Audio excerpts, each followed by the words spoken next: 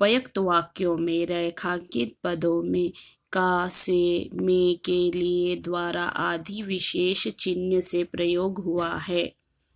संज्ञा या सर्वनाम के जिस रूप से उसका संबंध वाक्य के अन्य शब्दों विशेषकर क्रियक साथ जाना जाए उसे कारक कहते हैं।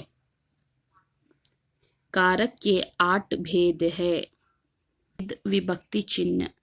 कर्तकारक ने कर्म कारक को कारण कारक से के द्वारा, संप्रदान कारक को के लिए, अपदान कारक से अलग होना, संबंध कारक का के की, अधिकारण कारक में पर, संबोधन कारक है अरे।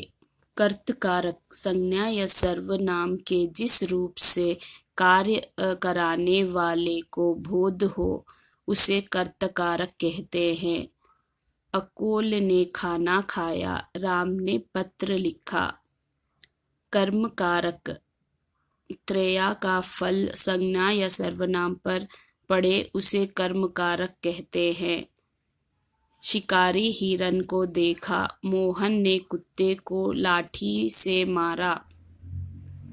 कारण कारक कर्ता जिस संबंध के द्वारा क्रिया करता है उसे कारण कारक कहते हैं। मोहन फुटबॉल से खेल रहा है, राम ने रावण को बाण से मारा। पत्र अधिकारी के द्वारा लिखा। संप्रदान कारक कर्ता जिसके लिए कुछ कार्य करता है अथवा कुछ देता है उसे बताने वाला रूप संप्रदान कारक कहलाता है। उदाहरण, माँ ने अतिथि को पानी पिलाया, गुरुजी के लिए जलपान लाओ, मुख्यमंत्री ने गरीबों के लिए अनाज बांटा। अपना धन कारक संज्ञा या सर्वनाम के जिस रूप के एक वस्तु का दूसरे से अलग होना पाया जाए वहाँ अपदान कारक कहलाता है। उदाहरण, पेड़ से पत्ते गिरे, गंगा हिमालय से निकलती है। संबंध कारक संज्ञा अथवा सर्वनाम के जिस रूप से किसी वस्तु का दूसरी वस्तु से संबंध प्रकट हो वहाँ संबंध कारक कहलाता है। उदाहरण, महाराज दशरथ अयोध्या के राजा थे, लक्ष्मी की बहन सीता है।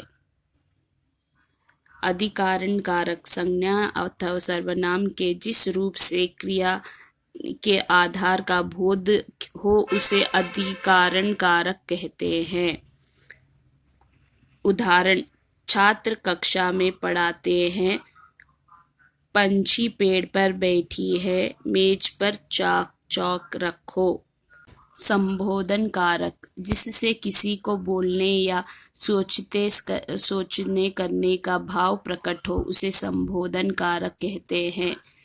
उदाहरण, हे प्रभु मुझे पर कृपा कीजिए, अरे बच्चों यहाँ शोर मत मचाओ, हे ईश्वर मुझे ज्ञान दो।